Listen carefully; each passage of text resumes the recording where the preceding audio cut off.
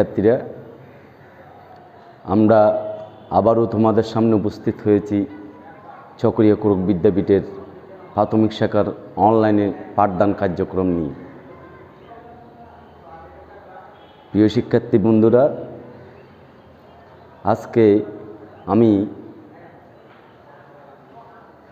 তোমাদের জন্য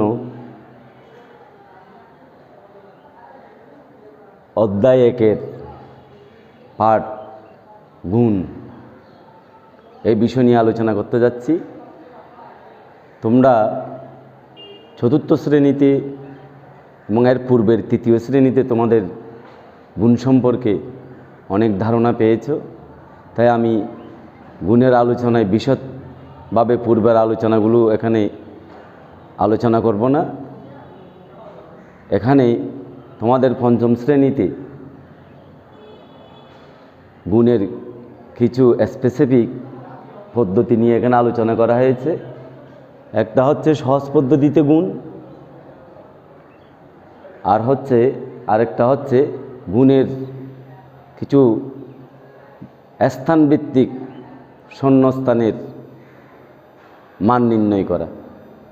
এই দুইটি বিষয় নিয়ে আমি তোমাদের সামনে আলোচনা করব। তোমরা তোমাদের পাঠ্য বইয়ের অধ্যায় 1-এর বিশেষ করে 4 পৃষ্ঠায় যে সহজ পদ্ধতিতে গুণ নিয়ে বিশদ আলোচনা রয়েছে, সেই আলোচনায় তোমরা অংশগ্রহণ করো।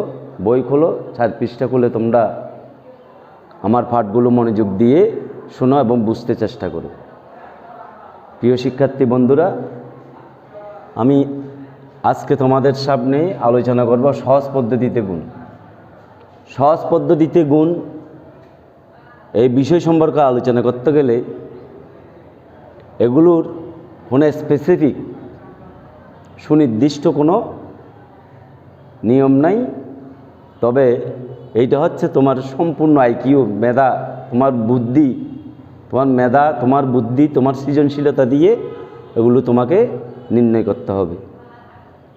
এরপরেও আমি তোমাদেরকে কিছু উপাত্ত এখানে বোর্ডে তুলে ধরছি তোমাদের জন্য। যেমন এই সমস্ত সংখ্যাগুলো যদি গুণ্য বা গুণক হিসেবে ব্যবহার হয়, যদি 9 ব্যবহার হয়, তো 9-এর স্থলে 10 - 1 লিখতে পারো, কারণ 9টা 10 থেকে 1 কম, তাই আমি এইভাবেই এখানে উপস্থাপন করতেছি। 90 যদি থাকে গুণ্য অথবা গুণকে, তুমি 100 - 10 এটা উপস্থাপন করতে পারো। 99 থাকলে 100 - 1, যদি 99টা 100 থেকে 1 কম। 98 থাকলে 100 - 2, যদি 98টা 100 থেকে 2 কম। 97 থাকলে 100 - 3। এইভাবে সংখ্যাগুলি যদি 90-এর উপরে হয়, তুমি এইভাবেই সংখ্যাগুলির বিশ্লেষণ করে এইভাবে লিখতে পারো।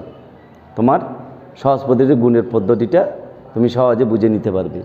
এরপর যদি 990 থাকে, যদি 3 অঙ্ক বিশিষ্ট সংখ্যা হয়, গুণক বা গুণ্য যদি 990, 999, 997, 998 হয়ে থাকে, 990 হলে ওই সংখ্যার স্থলে তুমি 1000 - 10 লিখতে পারো, কারণ 990 1000 থেকে 10 কম।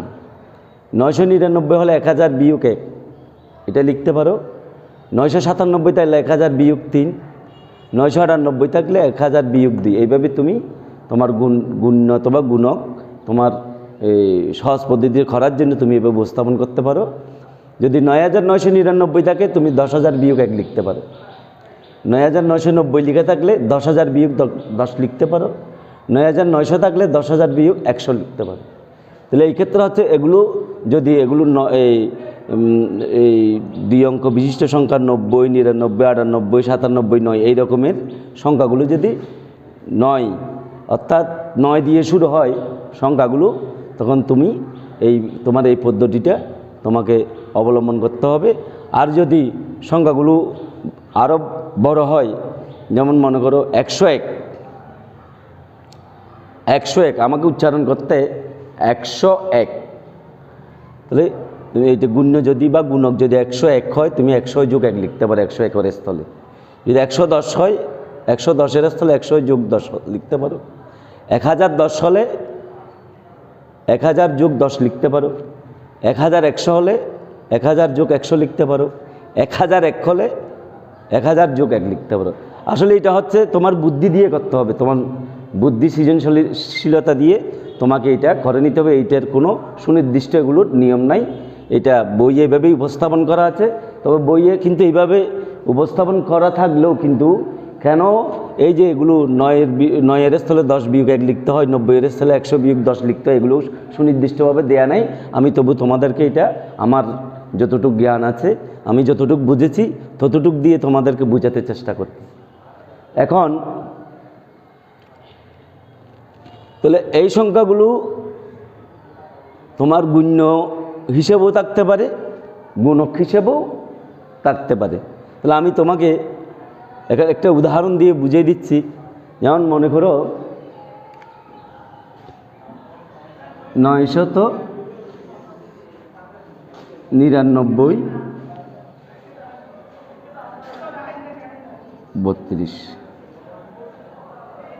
যদি লেখা থাকে সহজ পদ্ধতিতে গুণ করো, সহজ পদ্ধতিতে গুণ করো।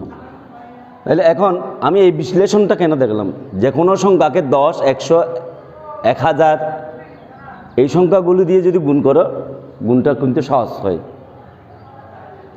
এটা যে কোনো সংখ্যার ক্ষেত্রে।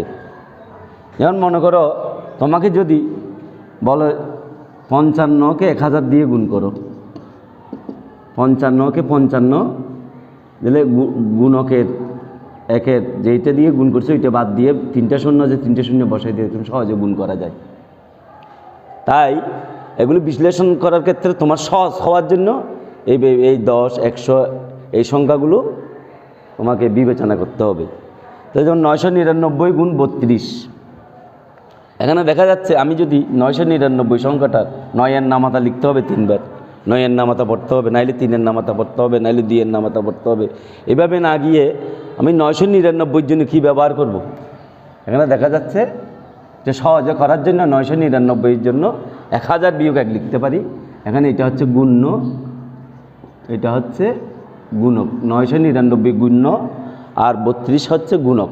তাহলে এখানে গুণ্য 999 স্থলে আমি 1000 বিয়োগ 1 আর গুণকটা বসাই দিলাম। তাহলে এখন দেখা যাচ্ছে তোমার গুণটা একদম সহজ হয়ে গেছে। এখানে ব্র্যাকেটের মধ্যে 999-এর জন্য আমি 1000 বিয়োগ 1 লিখলাম। কেন লিখলাম? 1000 থেকে 1 বিয়োগ করলে ওই গুণ্যটা পাওয়া যায়। এভাবেই তোমাকে বিশ্লেষণ করতে হবে, ইচ্ছে মতো করলে হবে না। আবার বিয়োগ করো বা যোগ করো, যে দুইটা সংখ্যার মধ্যে যে পার্থক্যটা থাকবে ওইটা গুণ্যের সাথে সামঞ্জস্য থাকতে হবে, গুণ্যের মানটা পেতে হবে। তাইলে আমি এখন এখানে যেহেতু দুইটা সংখ্যা, ব্র্যাকেটের মধ্যে একটা 1000 আর একটা 1, তাহলে এই যে 1000 বিয়োগ 1 এটা হচ্ছে পুরোটা গুণ্য। এটা 999 জন্য আমি ব্যবহার করেছি। আমার গুণক 32 যেমন আছে তেমনই রয়ে গেছে। এখানে যেহেতু দুইটি সংখ্যা, ব্র্যাকেটের বাইরে হচ্ছে একটা সংখ্যা 32, এই 32 দিয়ে ব্র্যাকেটের ভিতরের সংখ্যা দুটোটাকেই গুণ করতে হবে। প্রথমে যেহেতু 1000 আছে, আমি 1000 দিয়ে 32কে কী করব? গুণ করব। দেখি তাহলে 1000 গুণন 32, তাহলে এই 1000 গুণন 32-এর বিয়োগফল থেকে, 1000 বিয়োগ 32-এর গুণফল থেকে 1 গুণ 32-এর গুণফলটা আমরা বিয়োগ করব। আমি আবারও তোমাদেরকে আরেকটু বুঝাই। 1000 গুণ 32-এর গুণফল থেকে 1 গুণ 32-এর গুণফলটা আমরা কি করব? বাদ দেব। তাহলে আমরা 1000 গুণ 32-এর গুণফল আমরা গুণ আকারে লিখছি, গুণ চিহ্ন দিয়ে। তাহলে এইটার এই দুটোটার গুণফল থেকে আবার 1 গুণ 32-এর বিয়োগফল যেহেতু বাদ দিতে হবে, তাই এখানে যদি বিয়োগ চিহ্ন আছে তাই এখানে বিয়োগ চিহ্ন দিতে হবে। এরপর কার গুণফল বিয়োগ করবো? 1 গুণ 32-এর গুণফল, 1 গুণ 32। এখন দেখা যাচ্ছে গুণটা একদম সহজ হয়ে গেছে। দেখো তুমি এখন শূন্য আছে 3টে 1000-এর পাশে, এই শূন্যগুলো বাদ দিয়ে তুমি 32 দিয়ে আগে 1কে গুণ করো, 32 একে 32, যে শূন্য 3টা বাদ দিলাম গুণের শুরুতে, যেহেতু ওগুলো একের ডানেই আছে, তাই তোমার 32-এর একের গুণফলের ডানেই এগুলো শূন্য 3টে বসাবে। তারপর বিয়োগ 32 একে 32। এখন এই দুইটার বিয়োগফল প্রয়োজনে তোমরা তোমাদের সুবিধার জন্য ডান পাশে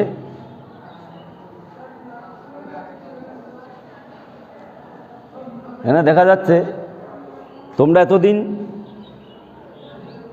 এই যে হাতে নিয়ে বিয়োগ করছো, আমি তোমাদের একটা নতুন নিয়ম বুঝাচ্ছি বিয়োগ করার ক্ষেত্রে। 32,000 থেকে 32 যখন বিয়োগ করবে, নিচে যে বিয়োজন আছে এখানে 2 অঙ্ক বিশিষ্ট সংখ্যা 32, বিয়োজনের এককের স্থানে কি আছে 2, এই 2টা 10 থেকে কত কম? 10 থেকে 2 কম। তাহলে 10 থেকে 2টা 10 থেকে 8 কম, কত কম? 8 কম। এই 8টা তুমি তোমার বিয়োজ্যের এককের স্থানের সাথে যোগ করো, 8 আর 0 যোগ করলে কত? 8 হয়। এখন যেহেতু বিয়োজ্যের স্থানে তুমি এককের স্থানে পার্থক্যটা 10 থেকে বাদ দিছ, তাই তোমাকে এই বিয়োজ্যের দশকের স্থানের সাথে 1 যোগ করতে হবে। তখন কত হয়? 4। 10 থেকে 4 6 কম, 6টা এখানে যোগ করে দিলে কি হয়? 6 হয়। তাইলে এখানে আবার যেহেতু এখানে এটাও বিয়োজ্যের দশক স্থানের সাথে তুমি দশক স্থানের অঙ্কটার সাথে 1 যোগ করে 4 পাইছো, ওইটাও 10 থেকে 4 বিয়োগ করে 6, পার্থক্যটা 6টা তুমি বিয়োজনের দশক স্থানের সাথে যোগ করে এখানে বসাই দেবে। যেহেতু এখানে বিয়োজ্যের দশক স্থানের অঙ্কের ওইটার পার্থক্য 10 থেকে বাদ দিয়ে তুমি নির্ণয় করেছো, তাহলে এর পাশে যে শতক স্থান, এটা মনে মনে তোমাকে 0 ধরতে হবে, এখানে ওই একটা এখানেই নিয়ে আসতে হবে, এখানে দিয়ে দিতে হবে। তাই এটা 10 থেকে কত কম?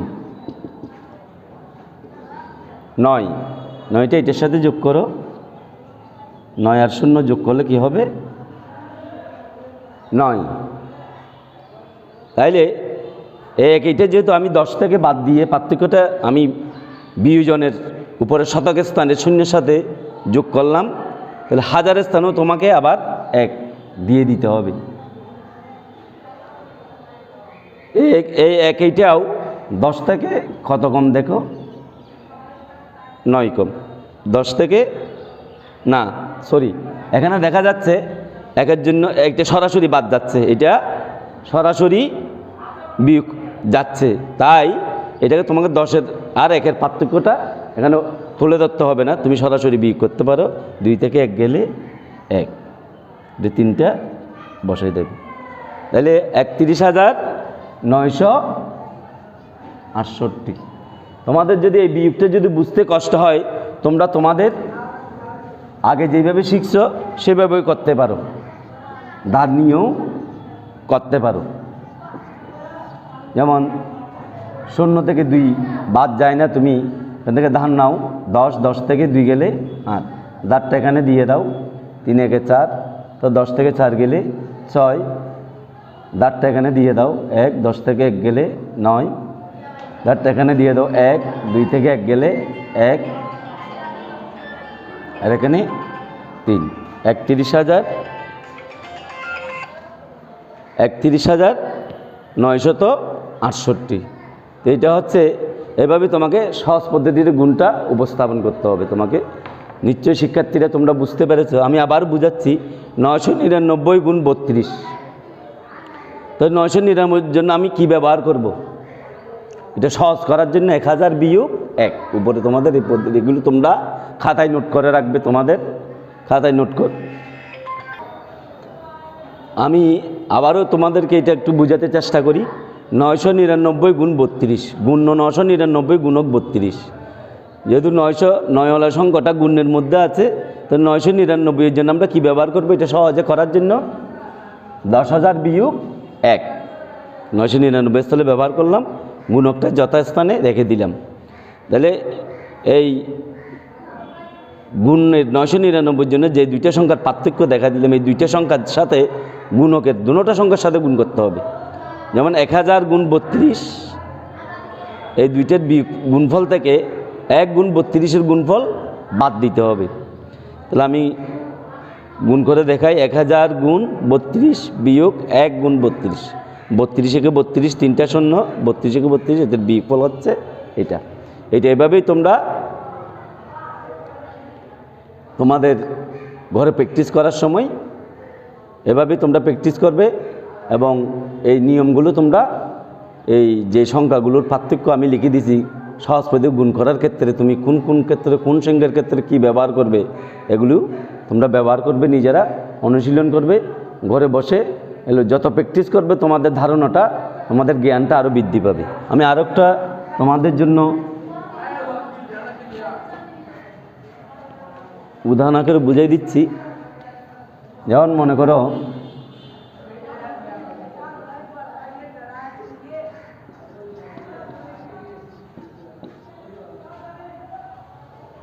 568 গুণ 9900 সহজ পদ্ধতিতে গুণ করো। এখানে কোনটাকে বিশ্লেষণ করে তোমার অঙ্কটা সহজ হবে, তোমার সমস্যাটা একদম সহজ হয়ে যাবে। এখানে দেখা যাচ্ছে 9900 9 একটা সংখ্যা আছে, বৃহৎ স্থানে এই 9900 বৃহৎ স্থানীয় অঙ্ক 9 দিয়ে শুরু। তাই এইটাকে আমি বিশ্লেষণ করলে এটাকে কিভাবে সহজ করা যায় পদ্ধতিটা অবলম্বন করতে হলে তোমাকে 9900 স্থলে কী ব্যবহার করতে হবে এটা দেখতে হবে। তাহলে আমি গুণ্য গুণ গুণক, তাহলে 568টা আমি যেমন আছে তেমন রেখে দেব। 9900 স্থলে 10,000 বিয়োগ 100 লিখব। এখন কী করব? এই গুণ্য 568 দিয়ে গুণকের জন্য যে সংখ্যা দুটোর পার্থক্য এখানে আমি উপস্থাপন করেছি, এই 568 দিয়ে দুটোটাকে গুণ করতে হবে। তাহলে 568 গুণ 10,000-এর গুণফল, 568 আর 10,000-এর গুণফল থেকে 568 আর 100-এর গুণফল আমরা কি করব? বাদ দেব। তাহলে 568 গুণ 10,000 এই দুইটার গুণফল থেকে, তাই আগে এই দুইটা গুণ চিহ্ন দিয়ে বসাতে হবে। এই দুইটার গুণফল থেকে আবার 568 আর 100-এর গুণফল কি করব? বিয়োগ দেব। এখানে কি চিহ্ন দিয়ে? বিয়োগ চিহ্ন দিতে হবে। 568 গুণ 100, তাহলে এটা একদম এখন সহজ হয়ে গেছে। দেখো তোমার গুণ করতে, তাহলে 568-র সাথে 1 দিয়ে গুণ করা আগে। 568 একে 568, কয়টা শূন্য? 4টা শূন্য। এখানেও 568 দিয়ে 1কে গুণ করলে 568, 2টা শূন্য। তারপরে এই দুইটার পার্থক্যটা তুমি ডান পাশে লিখে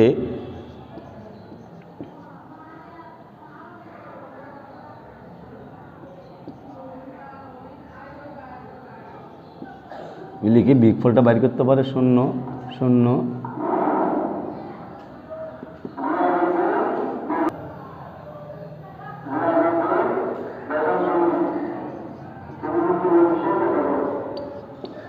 এটা।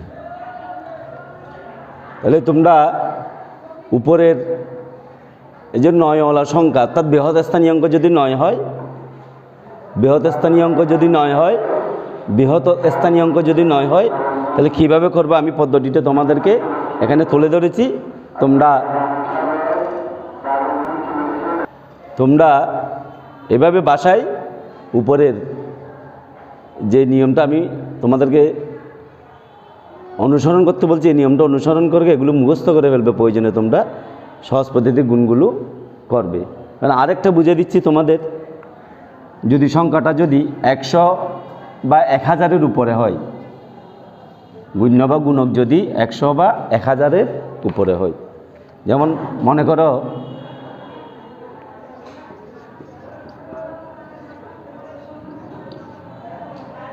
778 গুণ 1010 সহজ পদ্ধতিতে গুণ করো। এখানে 778 হচ্ছে গুণ্য, 1010 হচ্ছে গুণক। তাহলে 1010 এটাকে আমি বিশ্লেষণ, এটাকে সহজ করার জন্য, এই গুণটা সহজ করার জন্য তুমি তোমার বুদ্ধি দিয়ে কোনটাকে তুমি বিশ্লেষণ করবে, অর্থাৎ ভেঙে লিখবে, এটা তোমার জ্ঞান এবং বুদ্ধির উপরে নির্ভর করবে।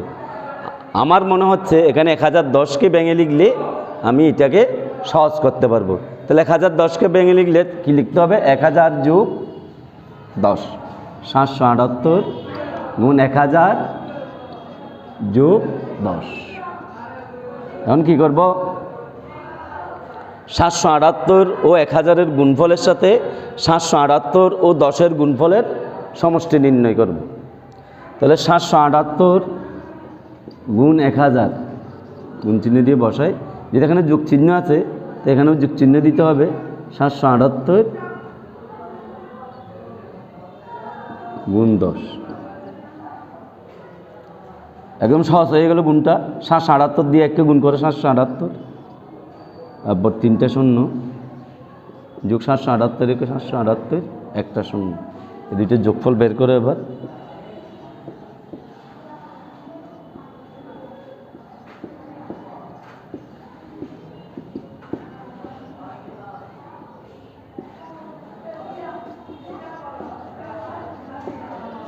এভাবে তুমি সহজ পদ্ধতিতে গুণফলগুলো বাসায় চর্চা করবে এবং বেশি বেশি চর্চা করবে।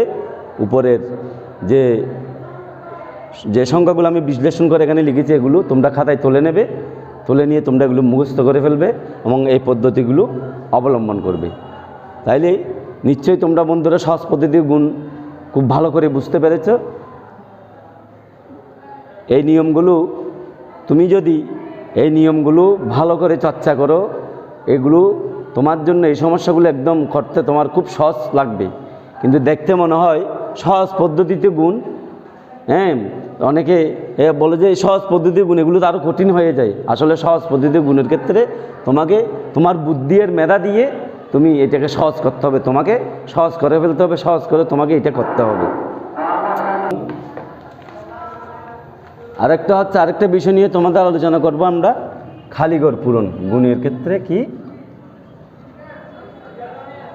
খালিঘর পূরণ?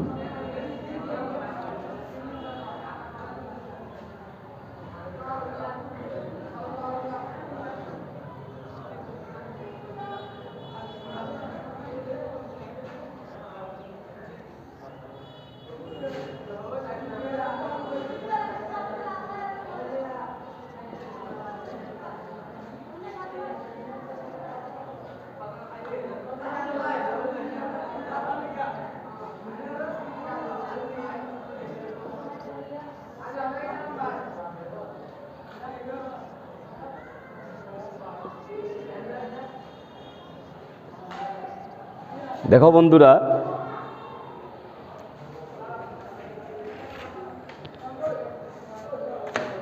এখানে এগুলোরও কোনো সুনির্দিষ্ট নিয়ম নাই, গুণের খালিঘরেও কোনো সুনির্দিষ্ট নিয়ম নাই।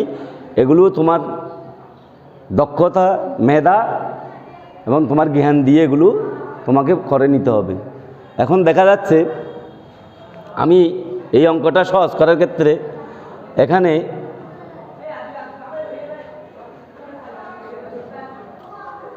গুণ্যটা হচ্ছে 3 অঙ্কের, গুণকটাও 3 অঙ্কের। তাহলে গুণকের 8-এর গুণফল, গুণকের একক স্থানের গুণফল হচ্ছে এটা একক স্থানের, এটা হচ্ছে দশক স্থানের, এটা হচ্ছে শতক স্থানের।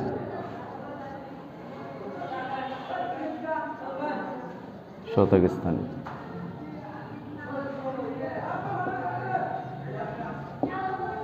তাহলে এখানে দেখো, এটা এখানে তোমার একটা তোমার সৃজনশীলতার বুদ্ধিটা কতটুকু এটা যাচাই করতে যাচাই করার জন্য এই ধরনের খালিঘরগুলো তোমাদেরকে পাঠ্য বইয়ে এখানে উপস্থাপন করেছে। এখানে দেখো একক স্থানের গুণফলে গুণকের 1, 8 খালিঘর 4, কিন্তু দশক স্থানের 228 এখানে কোনো খালিঘর নেই, কিন্তু গুণকের দশক স্থানে কি আছে? 1 আছে। আমি যদি 1কে যদি 228 দ্বারা গুণ করি তাহলে 228কে কত? 228। তাহলে আমি সহজে বুঝে নিলাম যে উপরে তোমার বুদ্ধি দিয়ে তুমি বুঝে ফেলতে পেরেছো যে উপরে কত হবে? 228। কারণ এখানে গুণকের দশক স্থানে 1 আছে, আর কোনো এটা গুণফল যেহেতু 228, তাহলে কোন সংখ্যাকে 1 দ্বারা গুণ করলে ওই সংখ্যাটা পাওয়া যায়। তাহলে গুণফল যেহেতু 228কে 1 দ্বারা গুণ করলে 228ই পাওয়া যায়। তাই তুমি উপরে তুমি ধরে নিতে পারবে, এটা কনফার্ম করে ধরে নিতে পারবে এটা 228। তাহলে 8 8 64, 4 হাতে 6, 8 দুগুণে 16,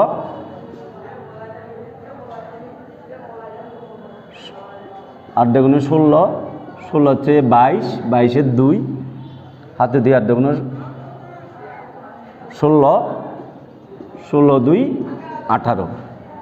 আমরা একক স্থানের গুণফল পেয়ে গেছি, দশক স্থানেরটা পেয়ে গেছি। যেহেতু 1, গুণফল একই হবে, গুণ্য যত হবে, গুণক যদি 1 হয়, গুণ্য যত হয়, গুণফলও তত হয়। তাহলে এখানে দেখা যাচ্ছে গুণকের একক স্থানে 8 দিয়ে গুণ করি 1824 পেলাম, শতক স্থানের গুণফল 1824। তাহলে তুমি বুঝে নিতে পারবে একক স্থানের গুণফল যেহেতু একক স্থান অর্থাৎ 8 দিয়ে গুণ করে, 8 দিয়ে গুণ্যকে গুণ করে 1824 পেয়েছে। শতক স্থানের গুণফলে যেহেতু 1824, শতক স্থানও গুণকের শতক স্থানও কী হবে? 8 হবে। এখন আমি গুণ করি, যোগ করে ফেলি। গুণ করে 4 8 2 10 0 হাতে 8 1 9 9 2 11 11 4 15 5 7 1 1 1 2 2 2 4 4 2 6 8 1। এভাবে তোমাকে নিজের বুদ্ধি দিয়ে করতে হবে, এগুলোর কোনো সুনির্দিষ্ট কি নেই, নিয়ম নেই।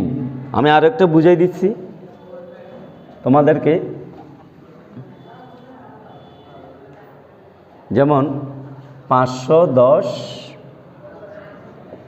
এখানে বই একটু দ্বারা বলাছে,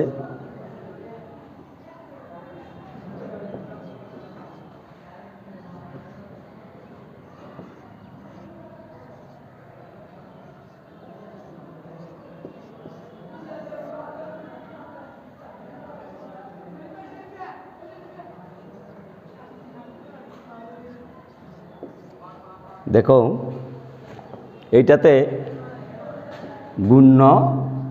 গুণকে সব খালি ঘর, গুণকটা হচ্ছে 3 অঙ্ক বিশিষ্ট সংখ্যা, কিন্তু এখানে দেখো 510 কত? 510। তাহলে একক স্থানের গুণফল হচ্ছে 510 গুণ খালি ঘর সমান 4590।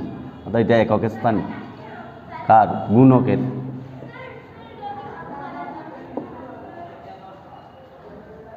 তাহলে আমরা সাধারণত গুণক সমান গুণফল, যদি আমি গুণক এখানে নির্ণয় করি, গুণক নির্ণয় পদ্ধতি হচ্ছে গুণফল বা কত? গুণ্য। গুণফলটা 4590 বা 510। 510 দিয়ে যদি তুমি ভাগ করো, 9 0 0 9 এখানে 5 9 45, তাহলে গুণক কী হবে? গুণকের একক স্থানে কী হবে? 9 হবে। 9 0 0 9 এখানে 9 5 9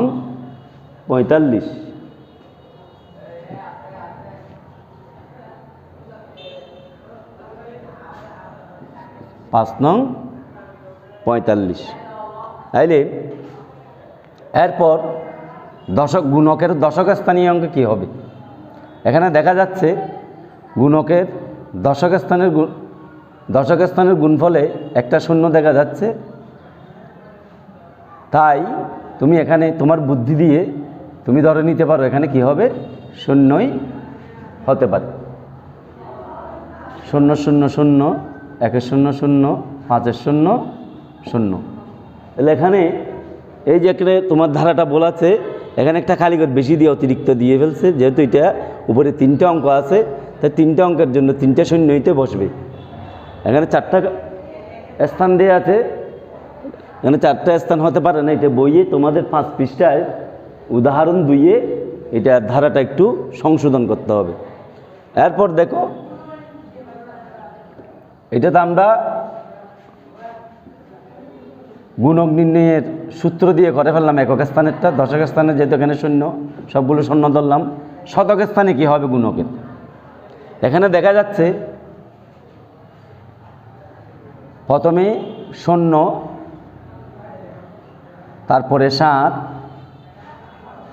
তারপরে 5, তারপর এটা 4 অঙ্ক বিশিষ্ট সংখ্যা, শতক স্থানে গুণফলটা। তা এখানে দেখা যাচ্ছে এখানে উপরে কি আছে, গুণের প্রথমে 0, দশক স্থানে 1। তাহলে এখানে কি আছে, এখানে 0, দশক স্থানে 7, তাহলে 7 × 10 = 70। তাহলে আমি যেখানে 7 দিই, 7-এর 0 0, 7 × 1 = 7, 5 × 7 = 35। হ্যাঁ প্রিয় শিক্ষার্থীরা, তোমরা আসলে এগুলোর কোনো সুনির্দিষ্ট নিয়ম নেই, তোমরা তোমাদের বুদ্ধি মেধা দিয়ে এগুলো, তোমাদের আইকিউ দিয়ে এটা তোমাদের এই গুণের খালিঘরগুলো তোমরা সমাধান করবে। এখন আমি আরেকটা অঙ্ক দিয়ে আরেকটা সমস্যা বুঝিয়ে দিয়ে তোমাদের এইগুলো শেষ করব। এটা হচ্ছে তোমাদের 5 পৃষ্ঠার 2 নাম্বার, ডান পাশের গুণের ক্ষেত্রে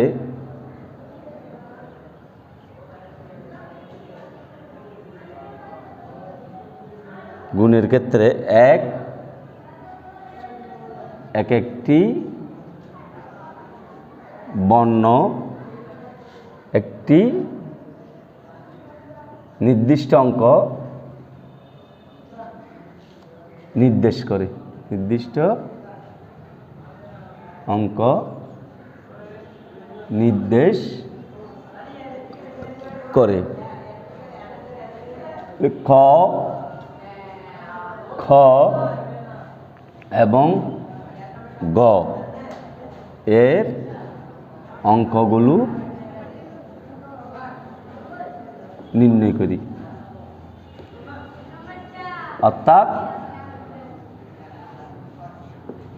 খ, গ এর মান নির্ণয় করতে, হবে।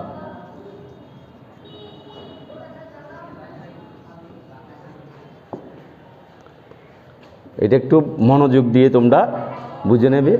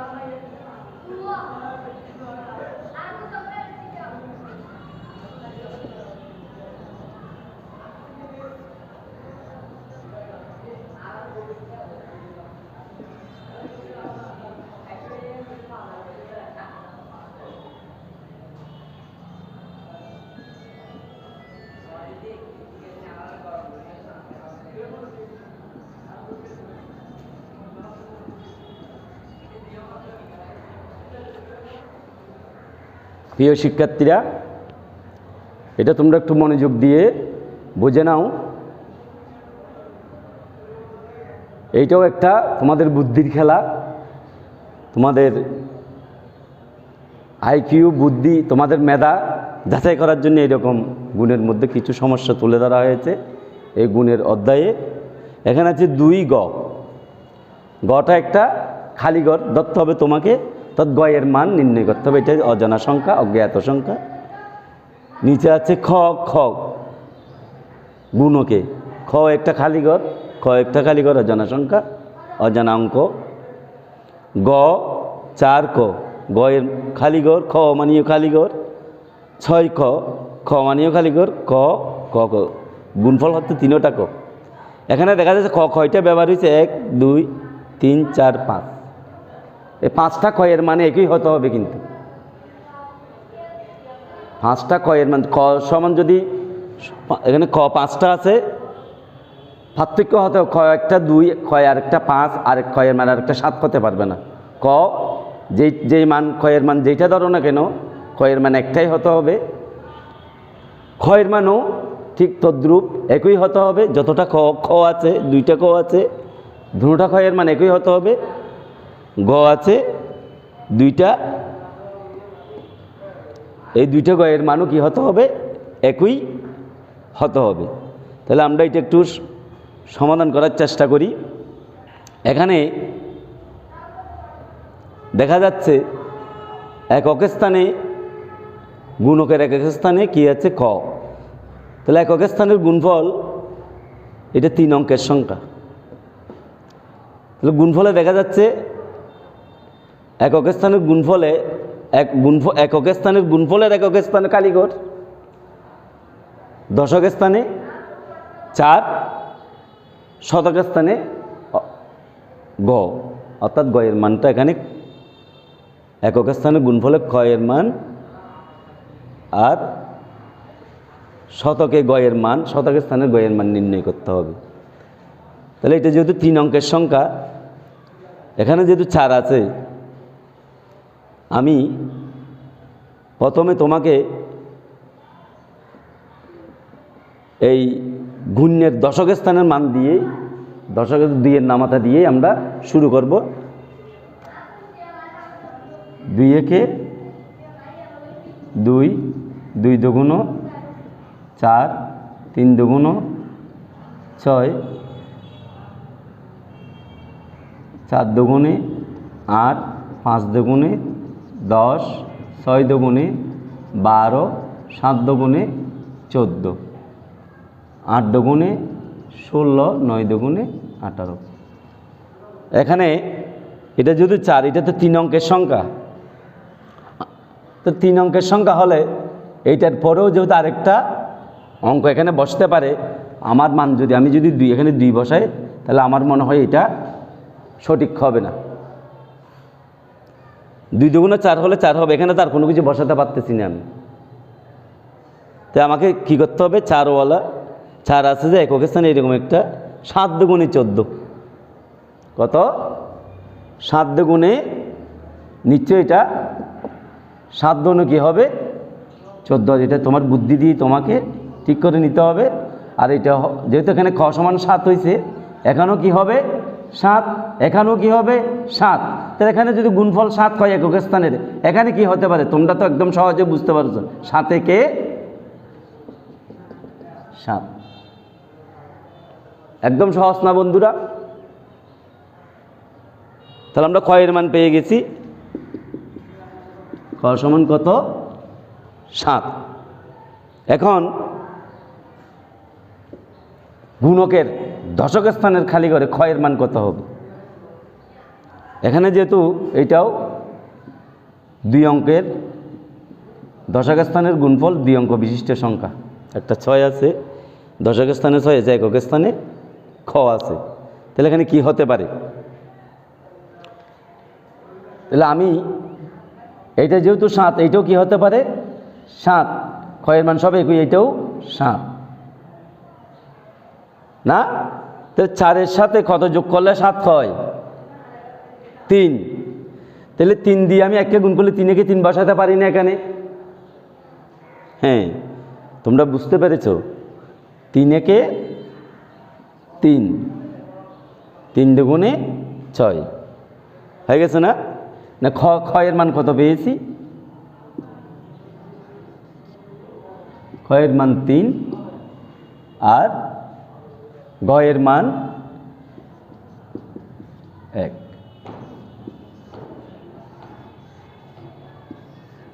প্রিয় শিক্ষার্থীরা, নিশ্চয়ই এটা তোমরা বুঝতে পেরেছ। তোমরা আবার একটু খেয়াল লক্ষ্য করো, এখানে 2 গ, খ ক, গ 4 ক, 6 ক, খ ক।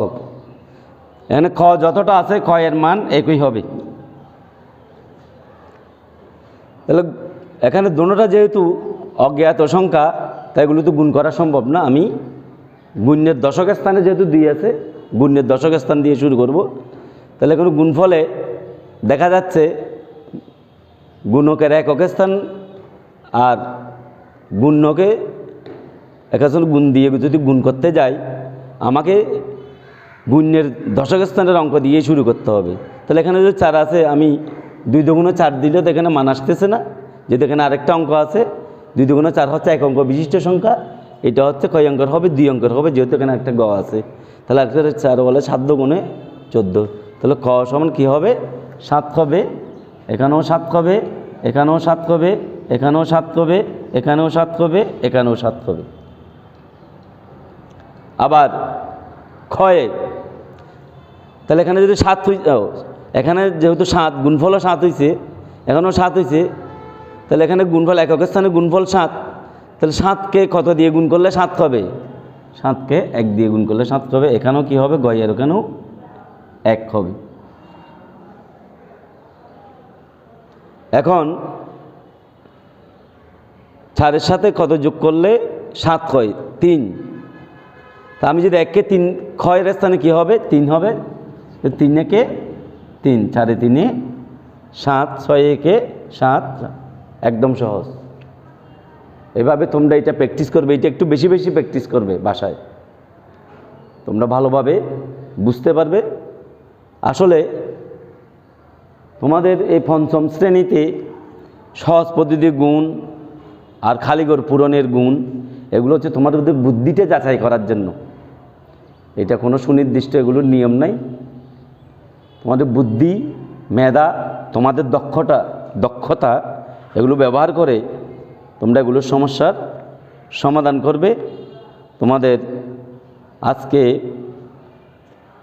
আলোচনায় নিশ্চয়ই তোমরা সন্তুষ্ট। আমার পাঠদান তোমাদের নিশ্চয়ই বুঝতে কষ্ট হয়নি।